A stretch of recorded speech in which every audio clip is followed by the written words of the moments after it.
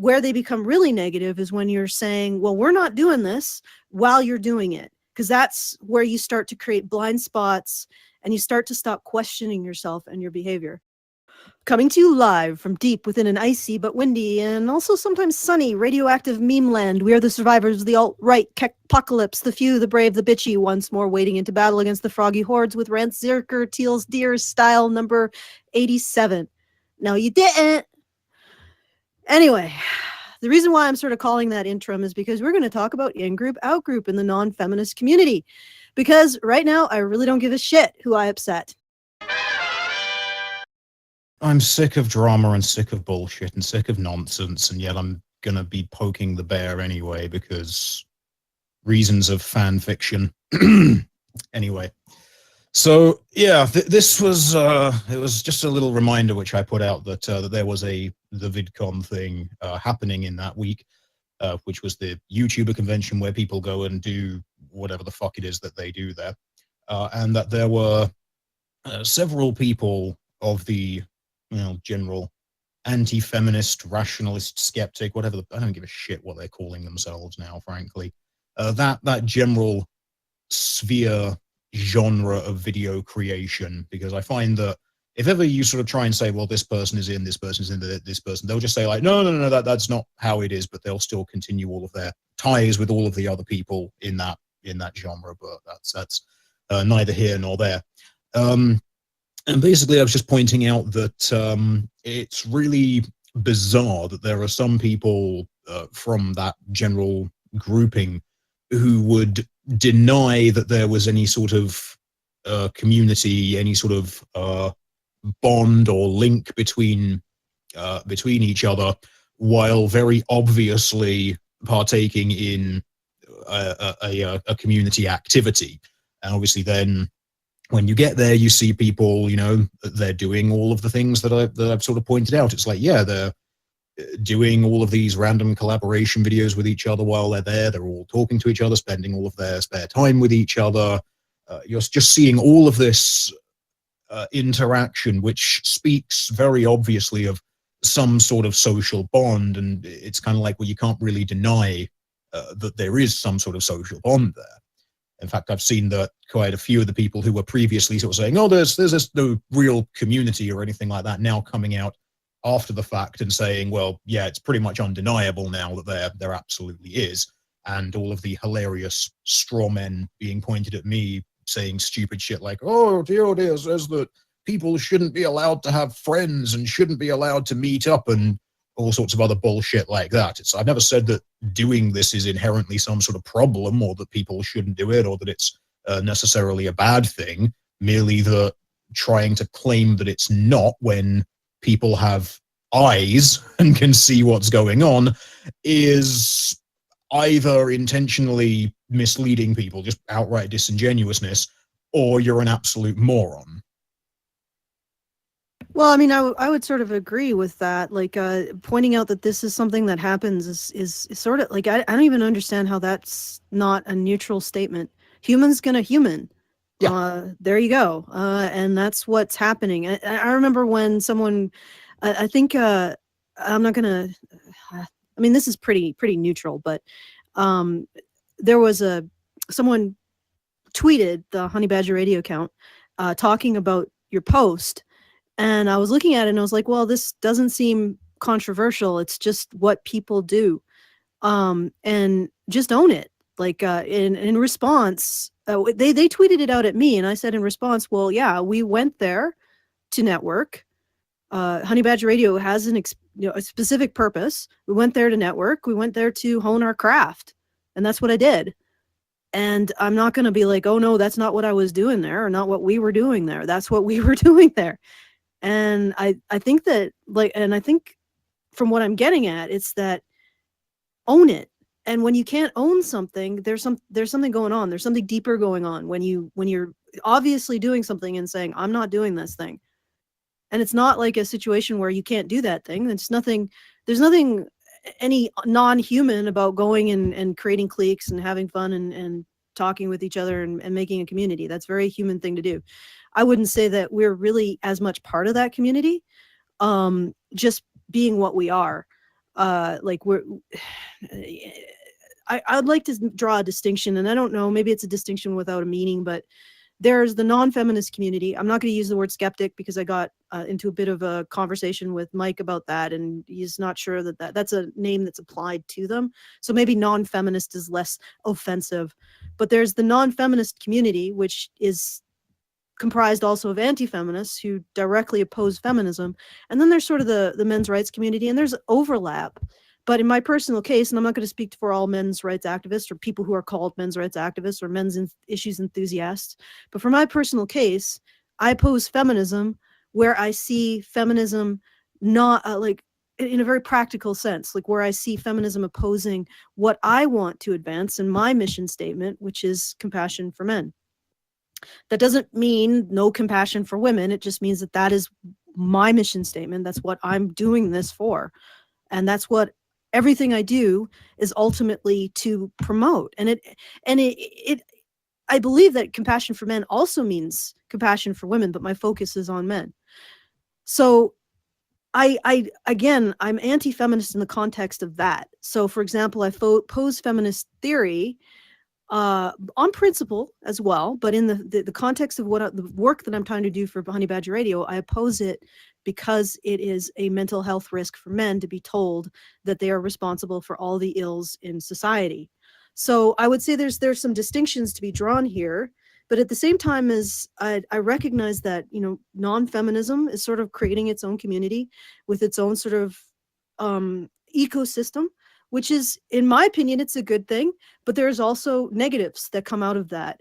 And you have to be, in my opinion, where they become really negative is when you're saying, well, we're not doing this while you're doing it, because that's where you start to create blind spots and you start to stop questioning yourself and your behavior.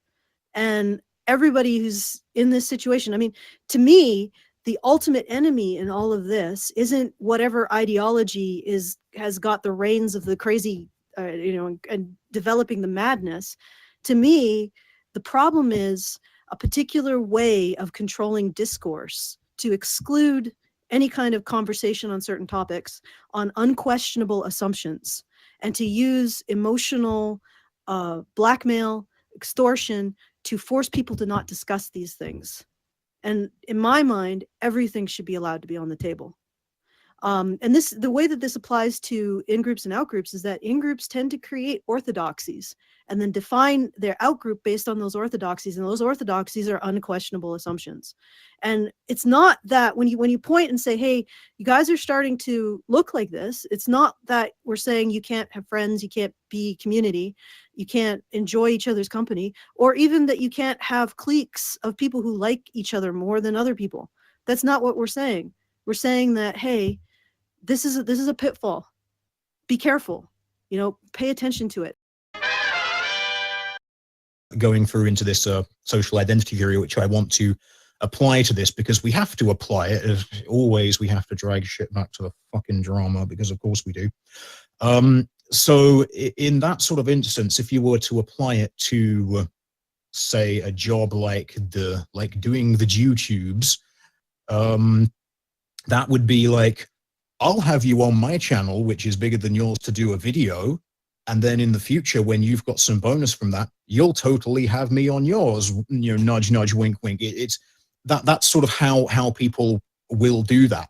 And that then builds that sense of in-group identity, because you're playing on that nurture kinship. You're playing on that reciprocal altruism, which again is how people simply form relationships. Again, there's nothing bad about it. There's nothing inherently good about it. It just is. This is how things work. And again, this is something which is inherent to humans. You cannot remove yourself from this. You cannot remove this from you. You are subject to it.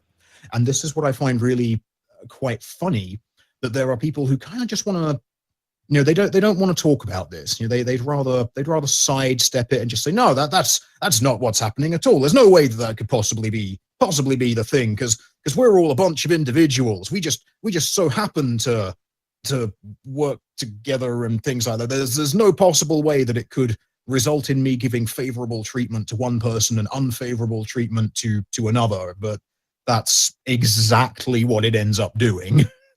So quite interesting. To take the perspective of sort of their perspective, I think that the it feels harsh. It feels like almost like a criticism when you say, well, this is reciprocal altruism. This isn't you guys aren't doing this because you love each other. You're doing it because there's an element of gain in all of that. And that's something that we get. Well, it can actually be from a sort of, I don't want to use the term love there, but it can actually be from just because I like you and things like that, because that's basically a form of social currency. So you can use just emotional reasoning like that. You absolutely can, because the emotional side of things like that is social currency. So it is still a gain. So I don't want people sort of doing inevitably the meme, which I know more resources. Things don't have to be like physical in order to be a resource. Yeah. Social currency is a thing. Yeah, but you look at this stuff, when you look at this stuff from a pragmatic, sort of like a biological, mechanical perspective, a lot of this is happening. That doesn't mean that you don't have real friendships in conjunction with this. And we sort of have this sometimes. I remember a while back, someone said, "Oh, Honey Badger Radio, you have to pay to be their friend or some shit." And I was like, well, first of all, one thing I noticed is that I always enjoyed talking to the people who were invested enough in Honey Badger Radio to actually give some of their resources, their no strings attached resources. I always found them to be much more positive, much more supportive, and often interesting. Like if I had a choice, I would actually spend more time with them. And the thing is that even with these reciprocal altruism relationships, and this is something that was encapsulated in a quote that has served me very well in creating a business. You don't have time in your life to do business with people you do not like. And fundamentally, that's true. But yes, there may be an aspect of resource exchange, reciprocal altruism in it. But at the same time, that doesn't mean that there isn't genuine feeling as well. Because in my personal case, I will not do business with people I don't like, or people I may not dislike, but just find very, very disruptive, who are too emotionally draining to have a relationship, like a close relationship with. I actually will not take money from people who I don't want to have at least a cursory, a reasonable, even if it's at an arm's distance relationship with. And so there's these two aspects to it. Yeah, you may be going to VidCon in order to have a reciprocal, strike up a reciprocal altruism relationship. That doesn't mean that the genuine feelings aren't there, because at least in my case, I don't want to take resources from somebody I don't like or has treated me poorly. And I don't want them to give me resources either if they think I'm an asshole. Or more of an asshole than they can tolerate. So it's like this isn't an either or situation, but it is critical to look at this and make sure that you navigate the potential shoals of negativity, as it were, or pitfalls of in-group and out-group. And to because you don't want to end up perpetuating the same things that we are quote unquote fighting against, to use the in-group and out-group. Again, it's impossible to escape it. The only way to escape it is constant vigilance and doubting yourself, and making sure to be open to criticism and be open to other people's points of view. Just from socializing, you don't even have to go there and be like, oh, we're going to talk business, let's strategize and shift them paradigms and all of that sort of shit. You don't even have to do that. Just knowing someone and getting a name drop will be beneficial to you. And this is what I mean by socializing now is the currency. It's absolutely part of the currency. So even when people say, oh, I'm just going there to meet friends and to meet some people, what you're doing is reinforcing, you're going to create some new bonds, but you're also going to be reinforcing some old bonds, which is going to open up that sort of thing, which will then benefit you from a business sense. So even just saying, oh, it's purely social, no, you're being incredibly naive about how things work. if that's what you actually think, because it's not.